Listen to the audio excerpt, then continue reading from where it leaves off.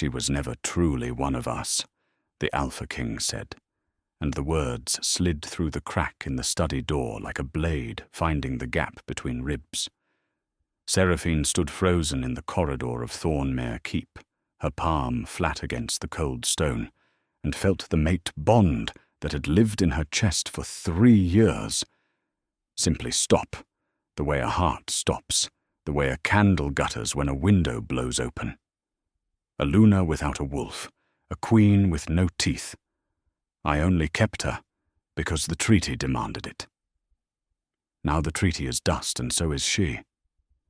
Somewhere below her sternum, a phantom cord snapped, and the pain was so precise, so surgical, that she pressed her knuckles to her mouth to keep from crying out. She did not cry out. She did not scream. She stood there in the dark and let the truth pour over her like ice water. And when the last of it had drained away, she made a single silent vow that would outlast everything that man was about to lose. You will remember my name, Kaelin. You will say it in the dark, and it will taste like ash. She had come to bring him tea, which was the small, foolish thing she still did, because loving someone teaches you to look for reasons to be near them even when they have stopped giving you any. The porcelain cup was still warm in her hands. Beyond the door she heard the low, answering murmur of Ilsa, the maid with the amber eyes and the careful smile, the girl who had come to the keep only 8 months ago, claiming to be a war orphan from the northern reaches. "You are certain, my king?" Ilsa asked, and there was nothing of the servant in her voice now. None of the deference she wore in the halls like a borrowed coat. She sounded amused. She sounded like a woman inspecting a purchase she had already paid for. "Certain," Kaelin said. "By the next full moon I will set her aside. The pack will accept it. They already whisper that a barren Luna is a curse on the bloodline." Seraphine's fingers tightened on the cup until she thought it would shatter. Barren. That word again, the one they used like a brand. The word that had followed her through 3 years of pitying glances, as though the failure of a pregnancy were a moral defect and not a wound she carried alone in the night while her husband slept, turned away. She set the tea down on the little table where a suit of ancestral armor stood guard, its visor blank, its patience infinite, and she looked at her own reflection in the polished breastplate. A pale woman in a green gown, dark hair coming loose from its pins, eyes that had, until 90 seconds ago, still contained a small, stubborn ember of hope. That ember was gone now. What replaced it was not fire. It was something colder and far more useful. It was clarity. For the first time in 3 years, she saw Thornmere Keep exactly as it was. Not the home she had tried so desperately to earn, but a gilded cage with painted bars, a beautiful trap she had walked into willingly at 19, because her father's dying wish had been an alliance, and alliances, she was learning, were made of paper, and paper burns. She should have walked away then. Instead, she leaned closer to the door, because pain has a terrible curiosity, and she wanted to know the shape of the thing that was killing her. "And the sorceress will honor her end?" Kaelin asked, and Seraphine's breath caught. Sorceress. "The Coven of Ash keeps its bargains," Ilsa answered.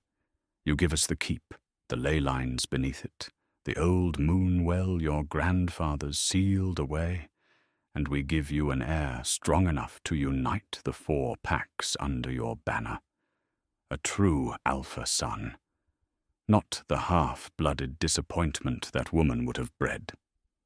There was a rustle of silk, a low, satisfied sound, and then Ilsa said the thing that turned Seraphine's grief into a blueprint. "She suspects nothing. She thinks I sweep floors. Tomorrow I will wear the Velorn sapphires to the harvest feast, right in front of her, and she will smile and think me a thief, and never once imagine what I truly am. That is how small her world has become. The Velorn sapphires, her mother's jewels, the last thing on this earth that was truly only hers, locked in a case in her private chambers, the key worn on a chain against her skin. Seraphine's hand went to her throat. The chain was there. The key was there. And yet a woman she had passed 100 times in the halls, a woman she had thanked for fresh linens and a swept hearth, spoke of wearing them tomorrow as though the lock were nothing, as though the whole keep were already hers. That was the moment Seraphine understood she was not merely being discarded. She was being harvested. The keep, the bloodline, the ley lines, the sealed well her husband's family had guarded for 9 generations, all of it was being handed to something ancient and hungry, and she, the inconvenient wife, was simply the wrapping to be torn away and thrown into the fire. She stepped back from the door. She did not tremble. Grief, she had learned long ago in the year her father died, is a country you can choose to leave. She turned and walked down the corridor with her spine straight and her steps even, past the tapestries of hunts long dead, past the windows where the harvest moon was already climbing fat and orange over the black pines, and with every step a plan assembled itself in the cold quiet of her mind. They thought she was a queen with no teeth. They had never once wondered why a girl raised in a merchant house, a girl who could read 4 languages and balance a ledger blind, had spent 3 lonely years in a keep pretending to be nothing at all. She reached her chamber, closed the door, and pressed her forehead to the wood. Then she began very calmly to take her life back. The first thing she did was light a single candle and open the bottom drawer of her writing desk, the one with the false back she had built herself 2 winters ago during a long illness, when Kaelin had stopped visiting her rooms and she had needed something to do with her hands and her fear. Inside lay the evidence of a woman who had never quite let herself believe in her own safety. There was a ledger, small and cloth-bound, in which she had recorded 3 years of the keep's true accounts, not the flattering versions read aloud in council, but the real numbers she had quietly reconstructed from the steward's careless mistakes, the debts Kaelin owed to the salt merchants of the coast, the loans against the harvest, the slow bleeding of the treasury into projects that never appeared. There were letters, too, copies she had made of correspondence she was never meant to see, because a Luna is invisible, and invisible people can stand very close to important papers. And there was money. Not the allowance Kaelin doled out to her like a treat to a well-behaved hound, but her own money, coin she had earned by quietly investing a small dowry through a factor in the free city of Marrow's Reach, a man named Bristow, who did not know her face, only a name on a page, and instructions that had, over 3 years, turned a modest sum into something that could buy a great deal of freedom. She had built all of this without ever once admitting to herself why. She had told herself it was prudence. She had told herself a wise woman keeps her own accounts. But standing there in the candlelight, she understood the truth she had hidden even from her own heart. Some deep animal part of her had known, from the very first month of her marriage, that this cage would one day open its jaws, and she had spent 3 years quietly filing through the bars. She gathered the ledger, the letters, the coin, and a change of plain traveling clothes she kept folded beneath the false back. She dressed quickly, trading the green gown for rough wool the color of wet bark. She took the Velorn sapphires from their case, her mother's sapphires, deep blue as a winter midnight, set in silver older than the kingdom, and she held them for a long moment. Then she did the thing that would matter most later, though she could not have known it then. She wrapped them in a scrap of oilcloth and hid them not in her pack, but sewn into the lining of her cloak, close against her ribs, because she would sooner die on the road than let that woman put her mother around her neck like a prize. There was a knock, soft and rhythmic. 3 and then 2, and Seraphine's heart lurched before she remembered who it was. She opened the door to old Maren, the laundress who had washed the keep's linens since before Caelan was born. A woman with a spine bent by decades of work and eyes that had never once missed a thing that mattered. Maren had raised Seraphine's own mother in the years the two houses were allied, before the wars, before the treaties, and she was the single soul in Thornmere who had ever looked at Seraphine and seen a person rather than a political convenience. So, Maren said, taking in the travelling clothes, the pack, the hard new stillness in the young woman's face. You heard. It was not a question. Seraphine only nodded. Maren stepped inside and shut the door and lowered her voice to almost nothing. The maid is not what she seems, child. I've watched her 3 months now. She speaks to the shadows when she thinks she's alone. Last week I found frost on the inside of her window in high summer, and salt burned black in her hearth. That is coven work. Ash coven. I know it because I saw what they did to the southern holds when I was a girl, whole villages gone hollow-eyed and empty. I know what she is, Seraphine said quietly. I know what he's giving her, and I know I have until the next full moon to be very far from here, and very much alive. Maren gripped her hands, and the old woman's palms were dry and warm and strong. There's a way through the cellars, past the old cider vaults, to the postern gate that gives onto the river path. The guard tonight is my grandson Thomas, and he owes his life to your medicines when the fever took him last spring. He'll look the other way. But you must go now, before the moon is full up, while the pack still drinks in the great hall. Seraphine looked at this old woman who was risking everything, her place, her safety, perhaps her life, for the daughter of a house long fallen, and something in her chest that had frozen at the study door thawed just enough to ache. "Come with me," she said. Maren smiled, and it was a sad and knowing smile. "I'm too old to run, and someone must stay to be your eyes. When the time comes, and it will come, you'll need to know what's happening inside these walls. I'll send word to Bristow's factor at Marrow's Reach. That's where you're going, isn't it?" "Yes." "I thought so. You were always the cleverest of us, even as a mite. Now go, and don't you dare look back at this place with anything but fire in your eye." They went down through the servants' stair, through the steam and lye smell of the laundry, down again past the cider vaults, where the air went cold and earthy, and the sound of the feast dwindled to a distant murmur of horns and boasting.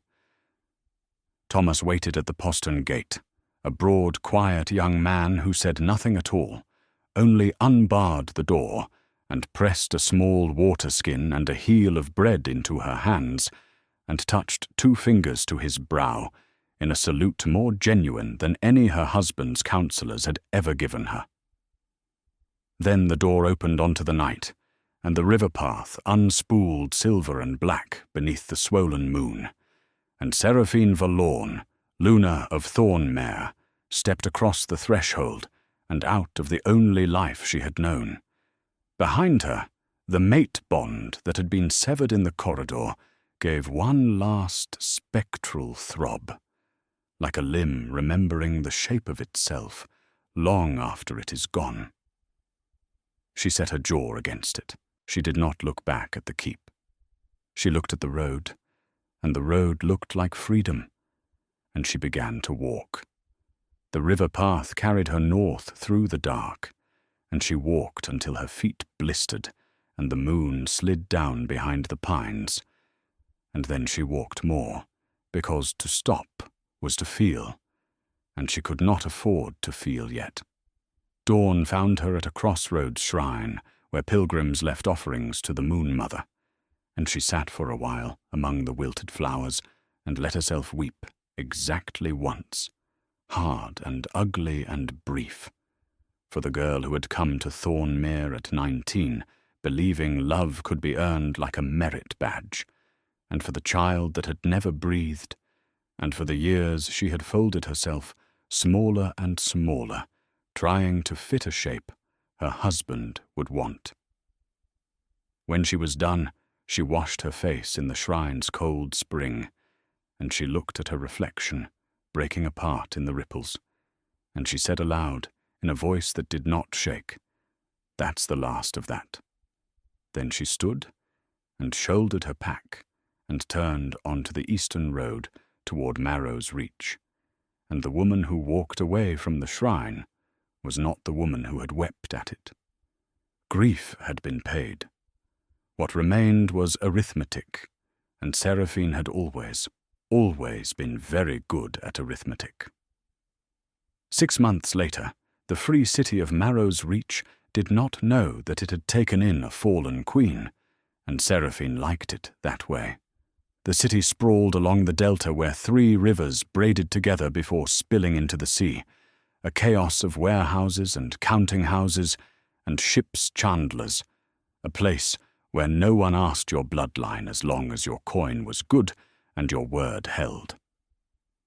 She had arrived with a false name, Sarah Ashdown, a widow from the interior with a head for numbers, and she had gone to Bristow's factor, a shrewd, wiry man named Calder Finch, who ran his brokerage out of a narrow house above a cooperage, and who had, over 3 years of letters, come to regard the mysterious client behind the Ashdown account with a respect bordering on awe.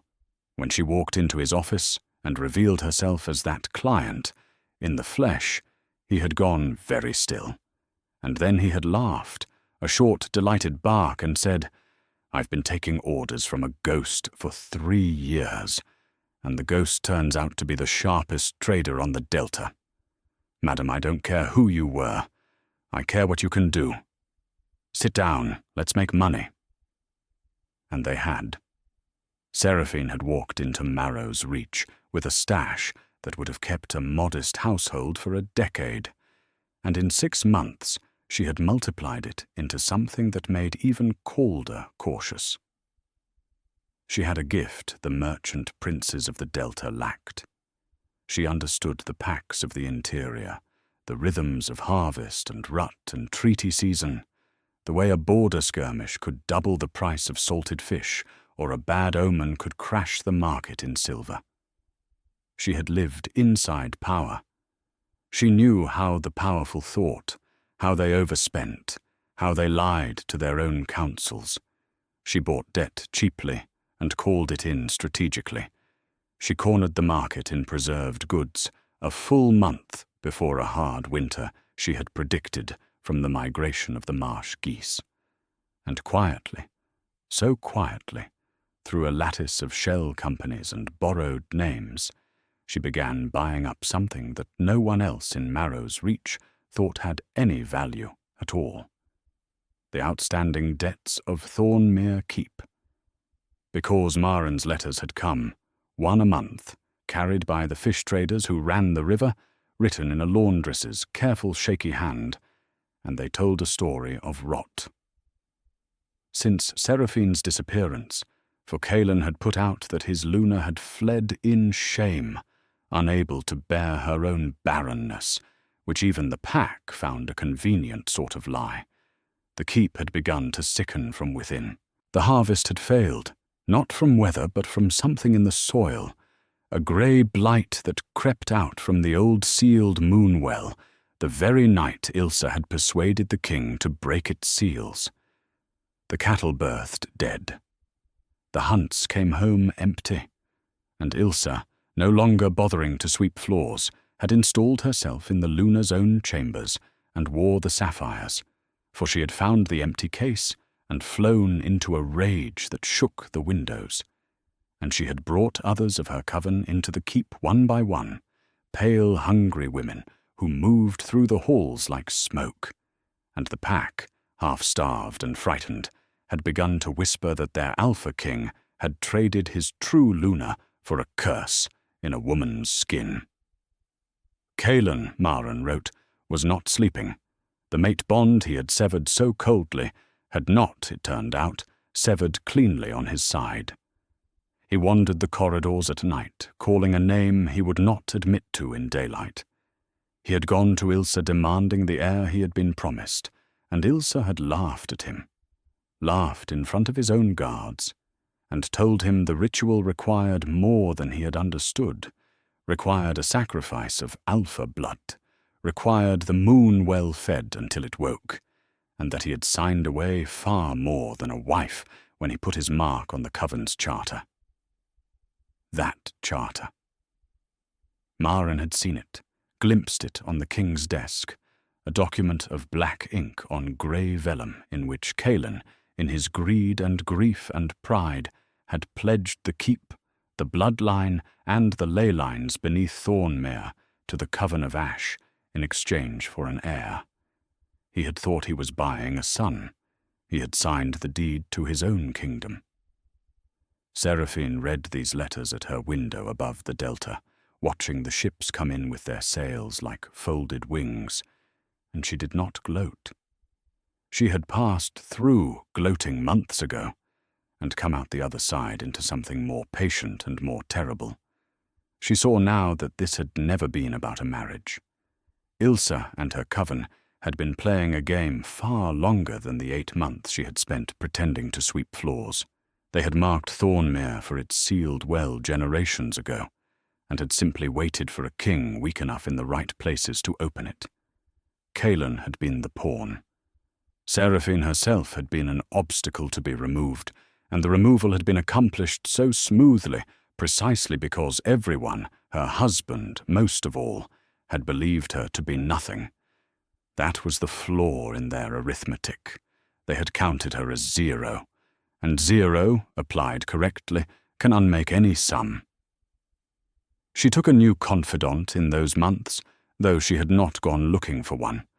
His name was Rourke Vane, and he was the harbour master's enforcer, a lean, scarred man who had been a pack warrior once in the eastern reaches before some old betrayal, he never said what, had sent him to the coast to reinvent himself among people who did not care what he had been.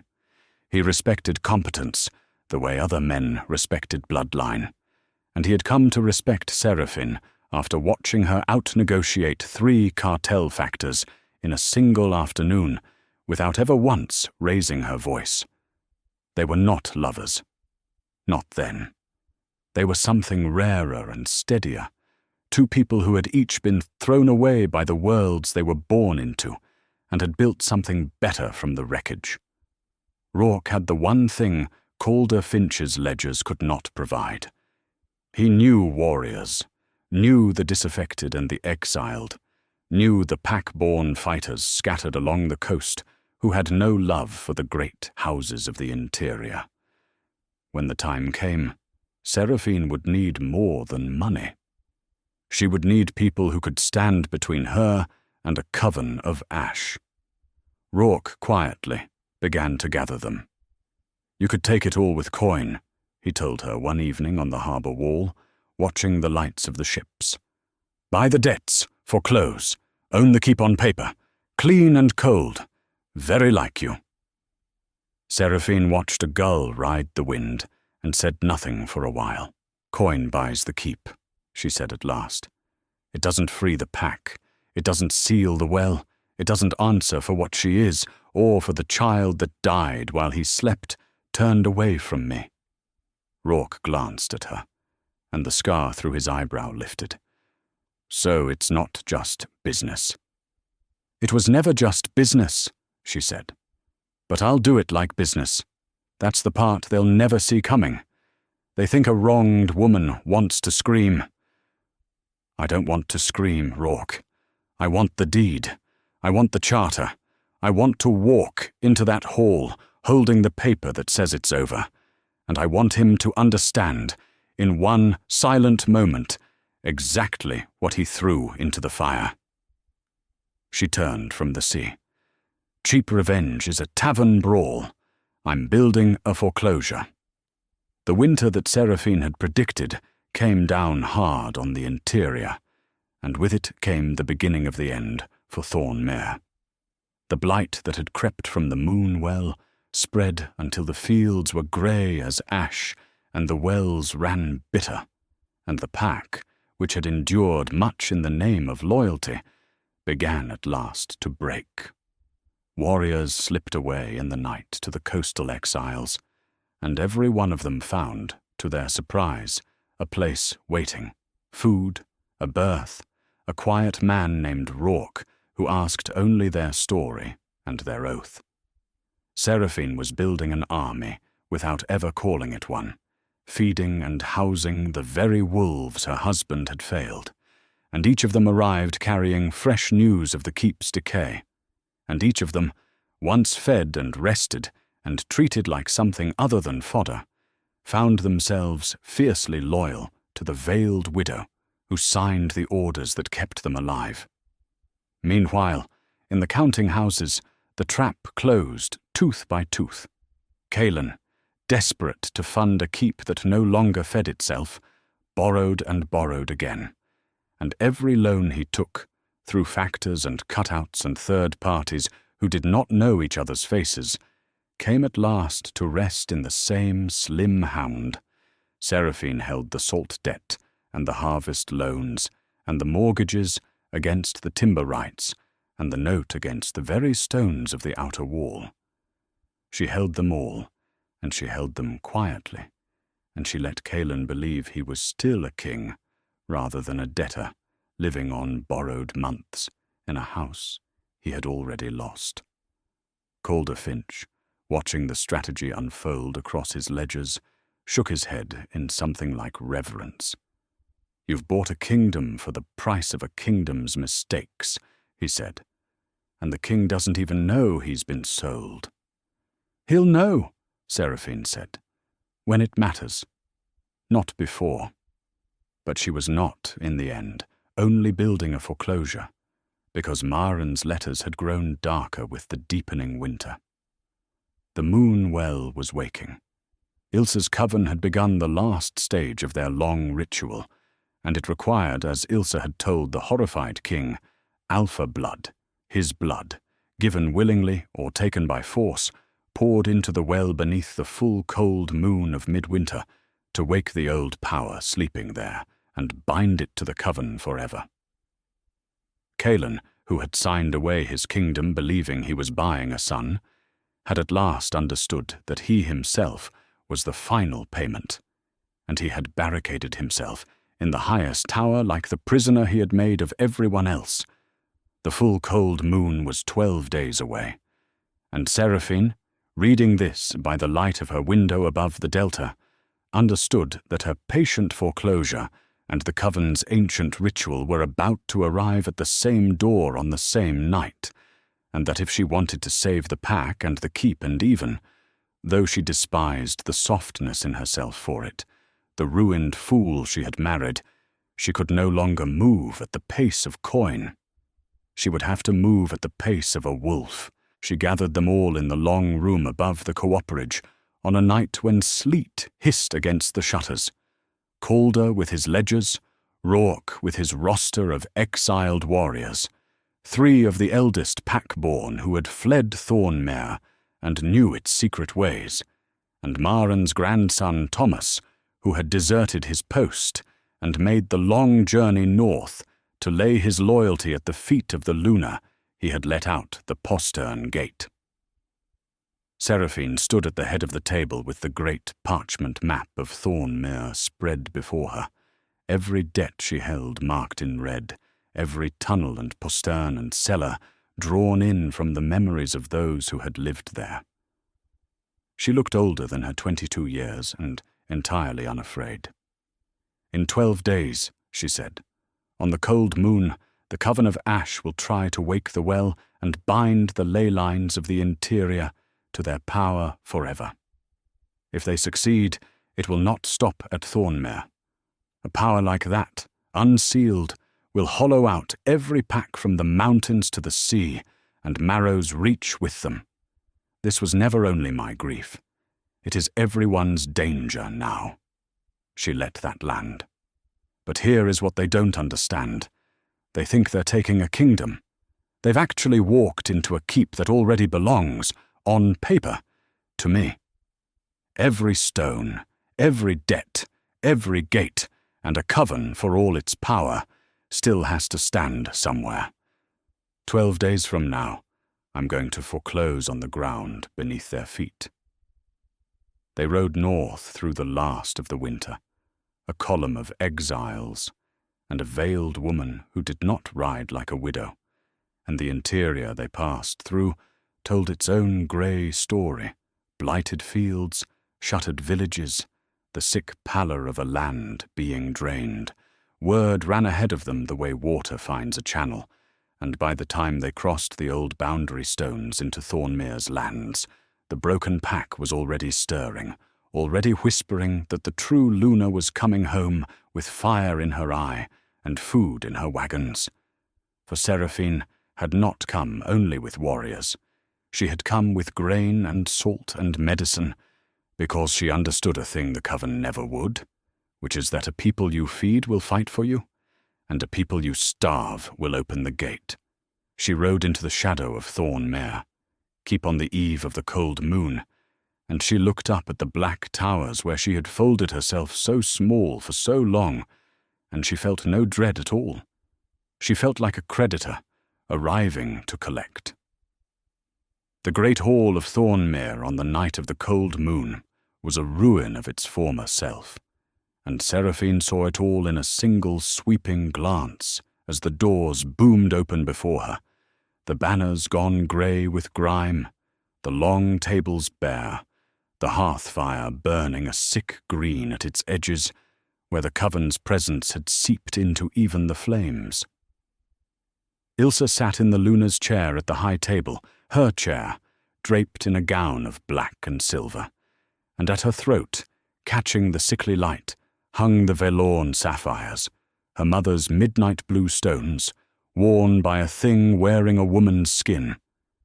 Around Ilsa stood 6 others of her coven, pale and still, and before them, on his knees on the flagstones, wrists bound in silver that smoked against his skin, knelt Caelan, Alpha King of Thornmere, brought low at last, waiting to be bled into the well beneath his own hall.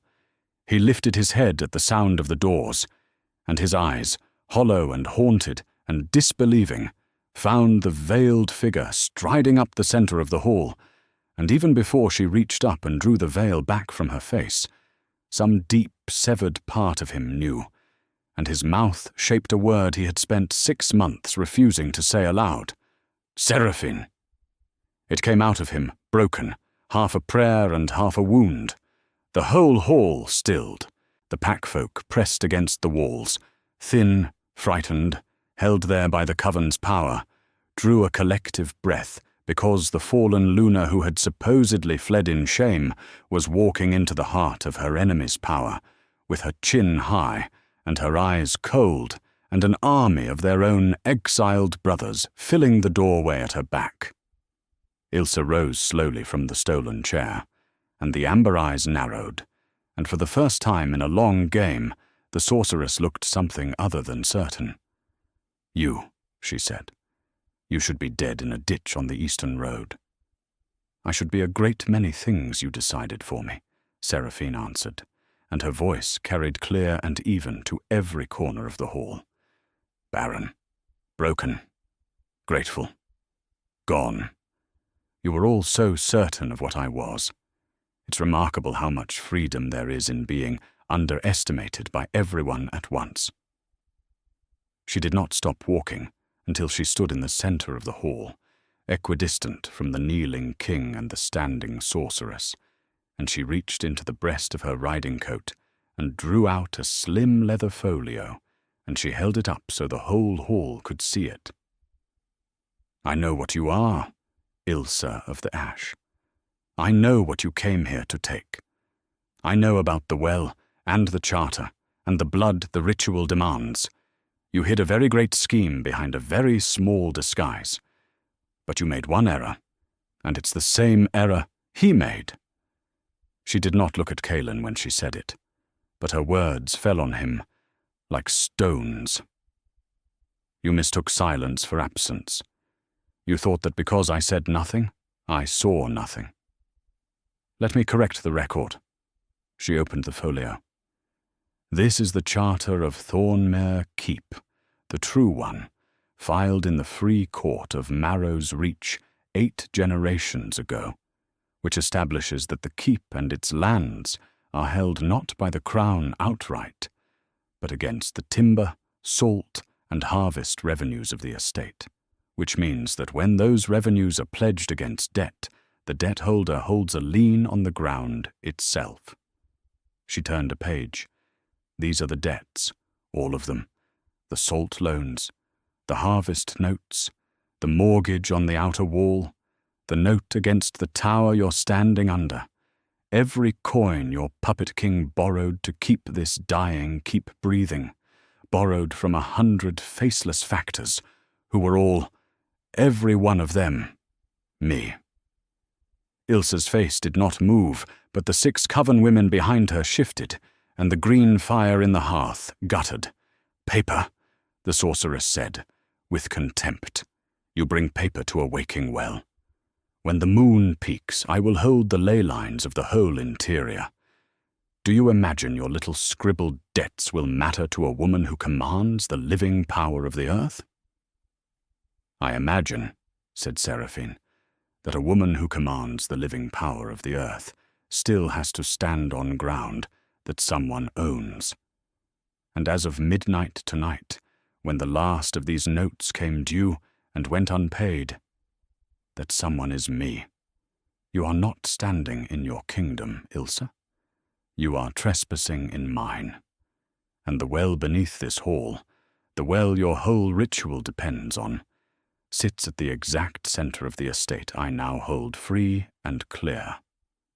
She let the folio fall closed. "You didn't conquer Thornmere. You squatted in a foreclosure." For the first time, the sorceress's composure cracked, just slightly, a hairline fracture of doubt, because power like hers understood covenants and bindings and the old law of ownership better than any mortal court, and some ancient instinct in her recognized that the woman before her had done something with parchment and patience that touched the same deep machinery the coven's own magic ran on. Boundaries, claims, the right to stand on a piece of the world. "Even if that were true," Ilsa said slowly, "you are one woman with a stack of paper and a rabble of exiles. The ritual is nearly complete. By the time your courts could enforce a single word of this, the well will be awake, and the interior will be ours. And paper burns." She smiled, and it was the smile Seraphine had heard through the study door 6 months ago, the smile of a woman inspecting a purchase. "You've come a long way to lose in person." "You keep saying that word," Seraphine said. "Burns. Everyone in this hall keeps thinking in terms of fire. He thought he could burn me out of his life and start clean." Now she did look at Kaelin, kneeling in his smoking silver, and there was no cruelty in her face, only a terrible, clear pity. "You thought you could throw a whole life into the flames and keep the warmth. That's the thing about people who reach for fire to solve their problems. They never account for how it spreads." She turned back to Ilsa. "You want to know why I really came in person, when I could have sent enforcers and courts and let the law do it slowly? Because the law is slow, and you're right about that, and the well won't wait for it. So I didn't come to serve you papers, Ilsa. I came to serve you a choice."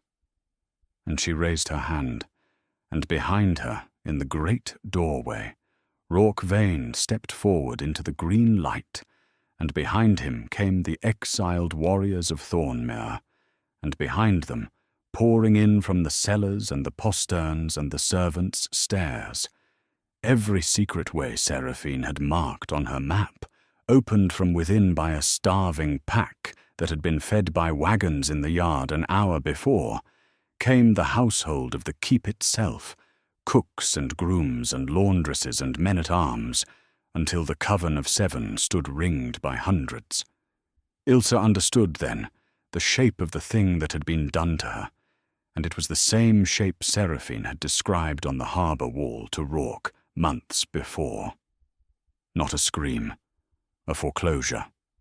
The sorceress had spent generations planning to take Thornmere by hollowing it from the inside, by weakening a king and starving a pack and waking a well, and she had never once imagined that the discarded woman she'd stepped over would take the keep the same way, from the inside, by feeding the pack and buying the debt, and turning the whole hollowed structure into a trap that closed the moment enough loyal bodies filled the room. The coven's power was vast, but it was the power of one hall against a keep, and the keep, all of it, every stone and soul, now stood behind the woman with the folio. The well requires alpha blood, willingly given or taken by force, Seraphine said. You cannot take his by force through 100 wolves who've just remembered whose blood is whose. And you will not get it given willingly, because I am about to give this pack a much better idea of who their Luna is.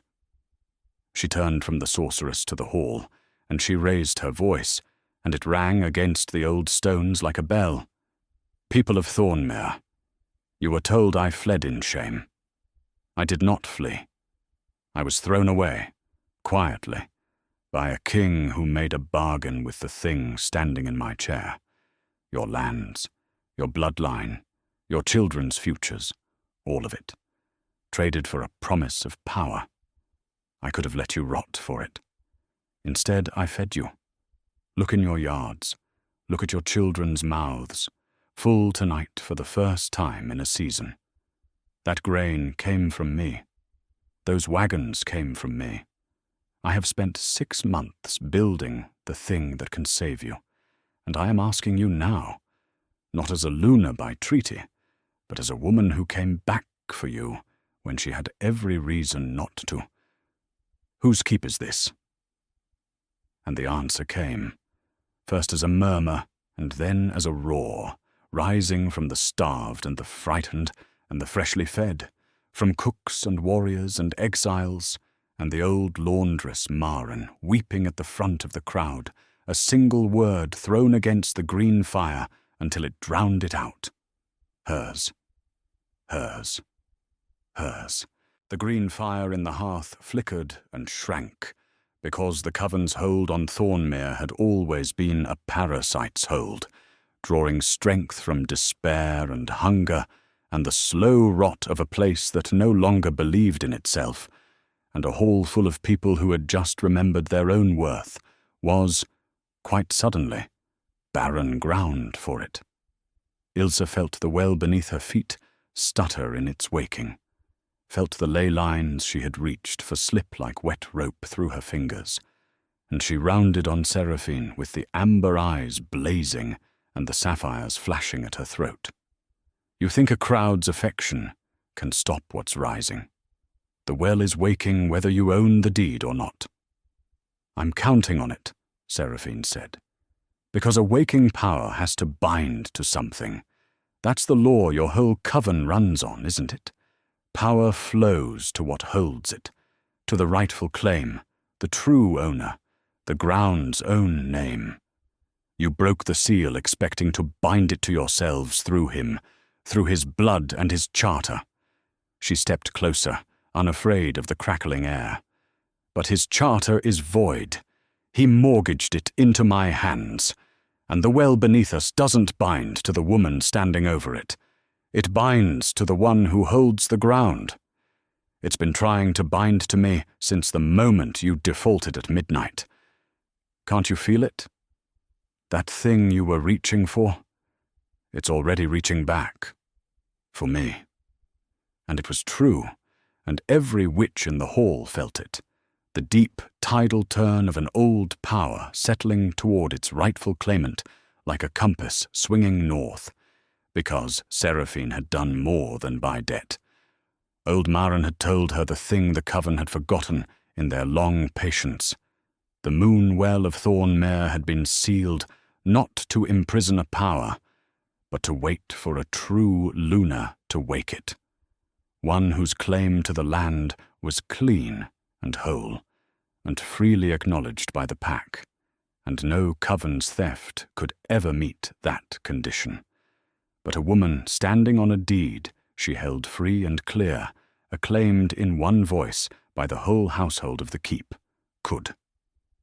Seraphine had not come to fight the coven for the well.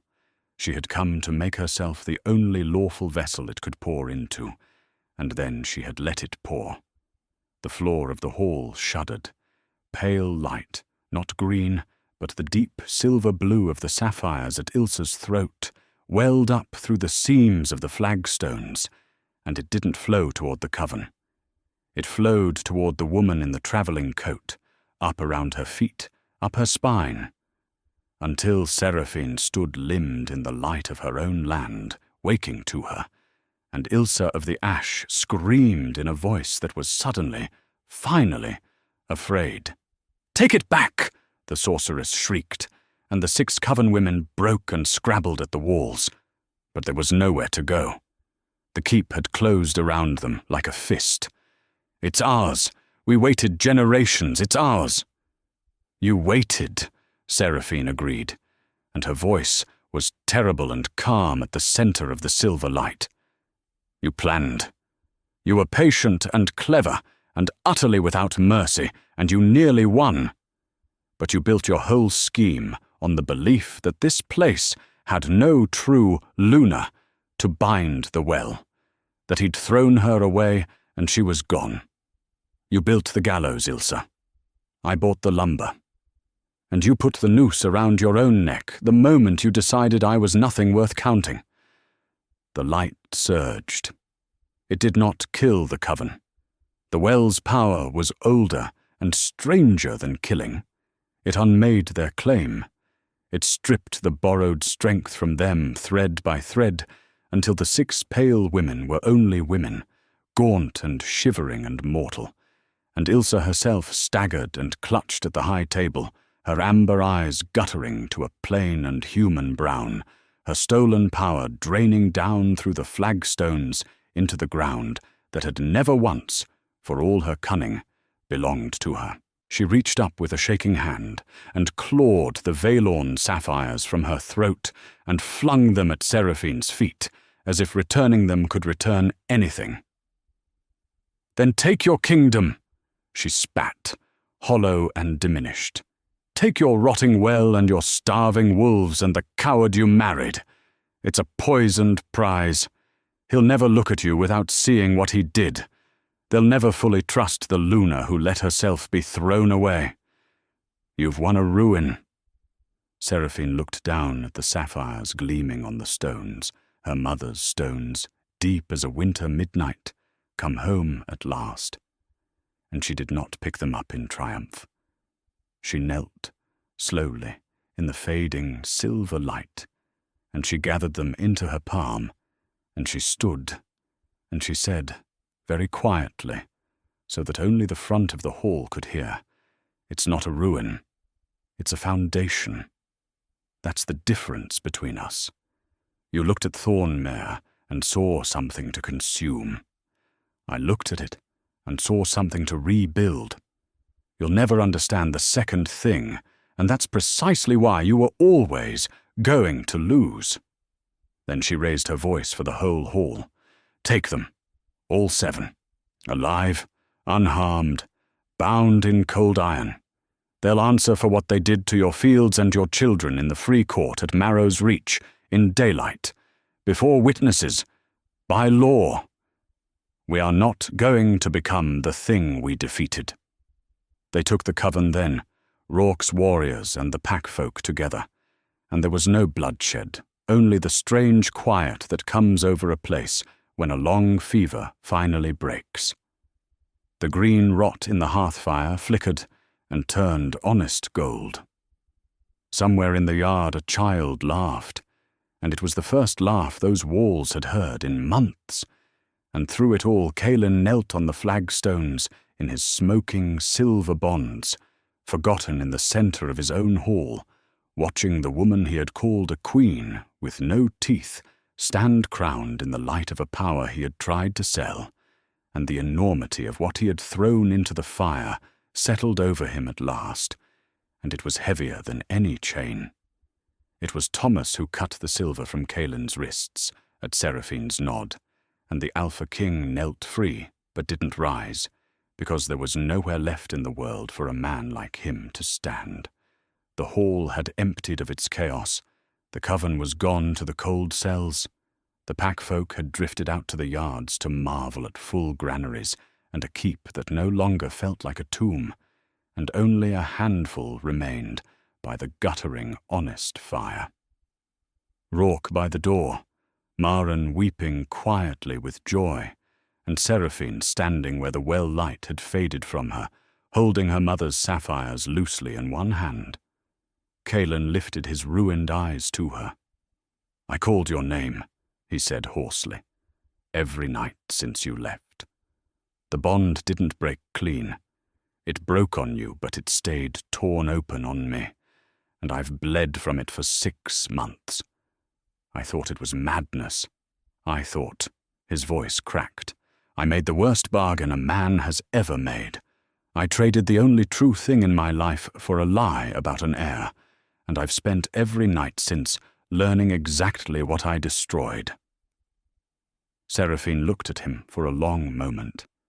She had imagined this scene 100 times on the harbour wall at Marrow's Reach, had built it and rebuilt it, and in every imagining she had a devastating thing to say, some final blade to slide home.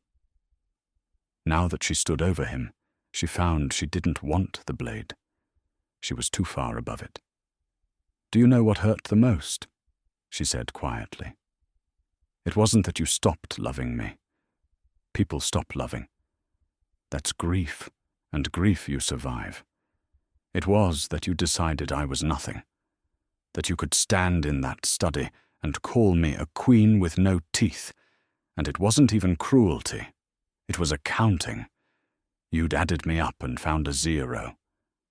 And the terrible thing, Caelan, the thing you'll have to live with, is that you were the one who made me a 0. You took a woman who ran her father's ledgers at 15, who could have built you an empire, and you shut her in a tower and called her barren and never once, in 3 years, asked her what she could do. I didn't fail to give you an heir. You failed to see the wife you had, and then you sold her to a monster to buy a son." He had no answer. There was none. "I loved you," he said instead, which was the smallest and truest thing he had. "I know," she said, and there was no triumph in it, only a great weariness. "I think, in your way, you did. That's what makes it a tragedy instead of just a crime. You loved me, and you still decided I was disposable, because you'd never learned that those two things can't live in the same house. Love that discards is just possession, waiting for a better offer. You got your better offer. Look how she paid you." She glanced, not unkindly, at the marks the silver had left on his wrists. Caelan bowed his head. "What happens to me?" he said. It was not a plea. He had passed beyond pleading into the flat calm of a man waiting for a sentence. And here, Seraphine did the thing that the sorceress could never have predicted, the thing that separated her forever from everyone who had ever tried to reduce her, the thing Maren would tell for years afterward, with tears in her old eyes. She could have exiled him. She held the deed to every stone he stood on. She could have cast him onto the eastern road with nothing, as he had cast her, and let the world see the symmetry of it. She could have kept him as a servant in the hall where he had been king, a living monument to his own folly. The pack would have accepted any of it. Instead, she said, "The keep is mine now. By law, by the well, by the will of the pack. That isn't going to change. But Thornmere is broken, and it will take years to heal. The fields, the wells, the trust. It will take an alpha's strength to guard it while it mends, and it will take a luna's mind to rebuild it, and it will take both of those working as a partnership of equals, which is the one thing you never once allowed us to be." She let that sit. "I'm not offering you a marriage, Kaelin. That bond is broken, and I would not rebuild it if the Moon Mother herself asked. I'm offering you a debt. You will serve this pack, under me, as the warrior you were before pride and grief made a fool of you. You will guard what you nearly destroyed, and you will spend the rest of your life doing the work of proving your worth more than a 0, which is, as it happens, exactly the sentence you handed me. I simply intend to survive mine." It was mercy, and it was dominance, and it was both at once, and Kaelin understood that the woman offering it had become something so far beyond his reach that his old power over her was not even a memory anymore. It simply did not exist, the way a language you never learned does not exist. "That doesn't work on me anymore," she had wanted to say for 6 months, about his commands, his coldness, his ability to define her. She did not need to say it now. It was simply true, woven into every word she spoke, and he heard it. And he bowed his head lower and said, "Yes, whatever you ask, yes." And that was the last time Kaelin, once Alpha King of Thornmere, ever spoke to Seraphine as anything but what he had made her, the one who held the ground beneath them both. The seasons turned, as they do, and Thornmere healed slower than a wound and faster than a grudge. The grey blight receded from the fields the first spring, and by the second the harvests came in gold and heavy, and the wells ran sweet, and children born that year were born strong.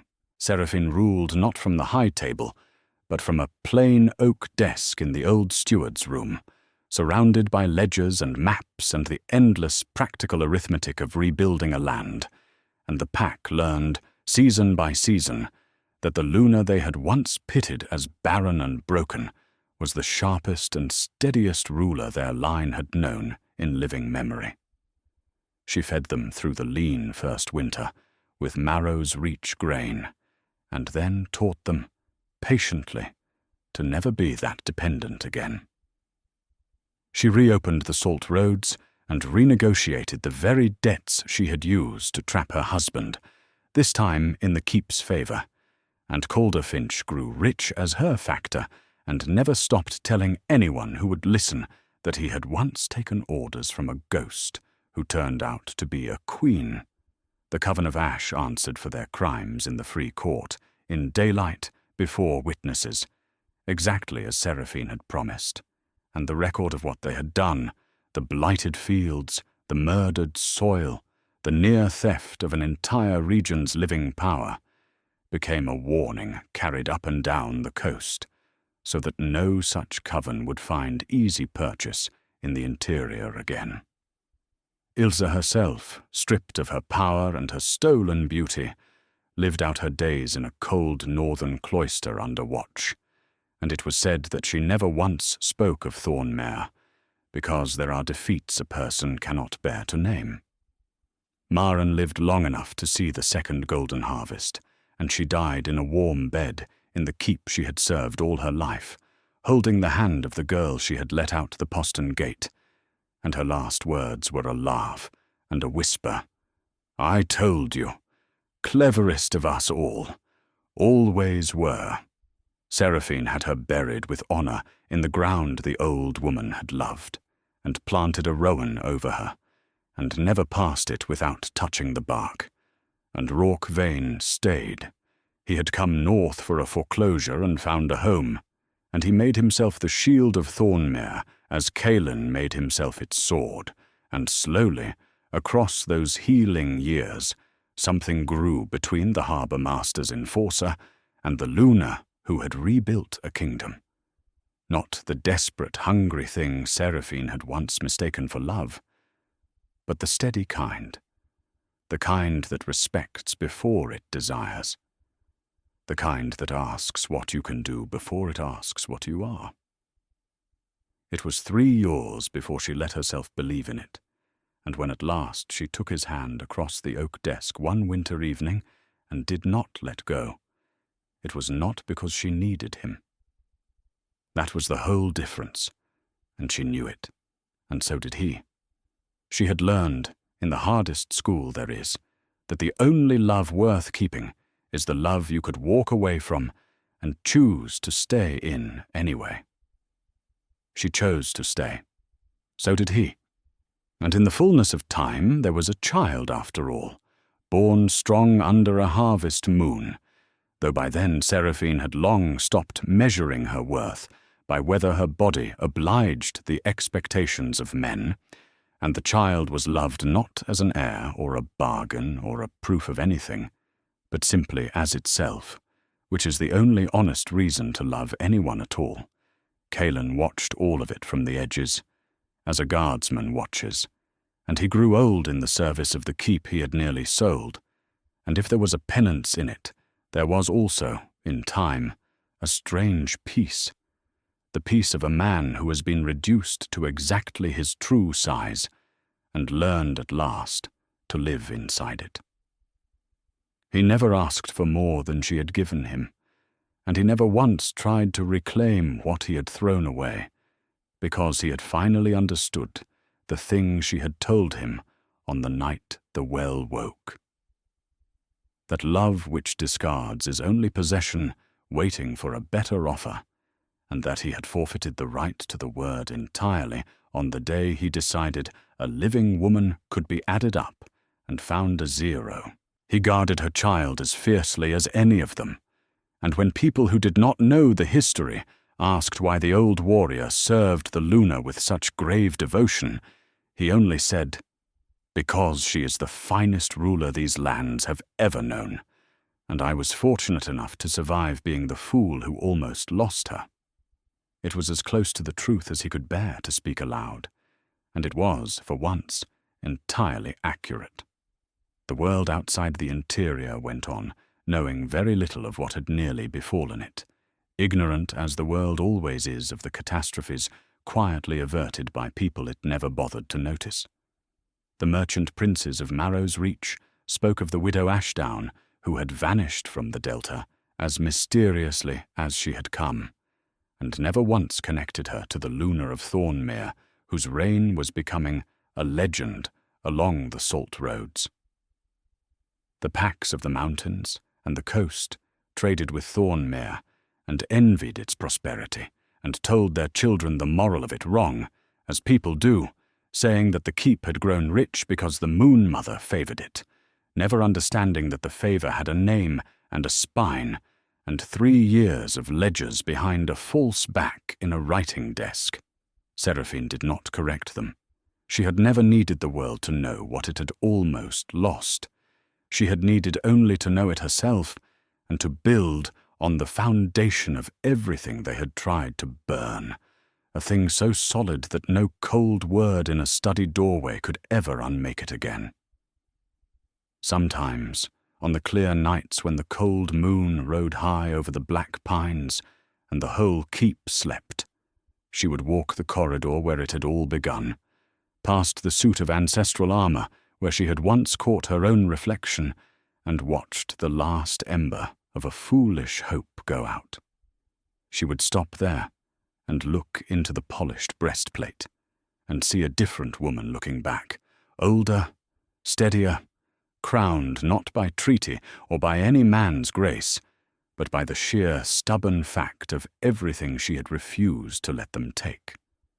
She would touch the Velorn sapphires at her own throat, her mother's midnight stones, worn now by the hand that had earned the right to them the hard way, and she would remember the vow she had made in the dark, with her knuckles pressed to her mouth.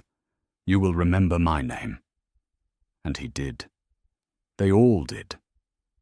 It had come true, every word of it. And yet the strange thing, the thing she could never have known at 19, or even at 22, was that the vengeance had mattered so much less in the end than the rebuilding. The reversal had been sweet, but it was only a door. The life on the other side of it was the actual prize, and she had built that with her own 2 hands, out of grain and law and patience, and the refusal to become the thing that had wounded her. That is the truth beneath this whole hard tale, and it is worth carrying out of the story and into your own life. No one, however powerful, however loved, however certain of themselves, gets to decide your worth. They can discard you. They can call you barren or broken or beneath their counting. They can throw a whole life into the fire and reach for a better offer. But they cannot make it true, and the day you stop waiting for them to grant you a value you already possess is the day the cage door opens and the real work begins. Loyalty cannot be bought. Strength is built and never simply inherited. And the boundaries you draw around your own worth are not walls that keep love out. They are the foundation everything real gets built upon. So if this story moved something in you, if Seraphine's long, cold climb back into her own power stirred a fire you'd half forgotten you were carrying, then do this small thing for me now.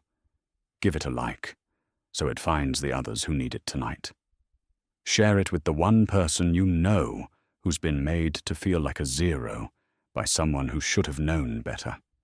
They need this reminder more than they'll admit. Subscribe and stay, because there are more of these stories coming, more discarded souls who rise, and this is a place that celebrates exactly that. And tell me in the comments, what was the moment you knew you were worth more than they said? I'm listening. I always am.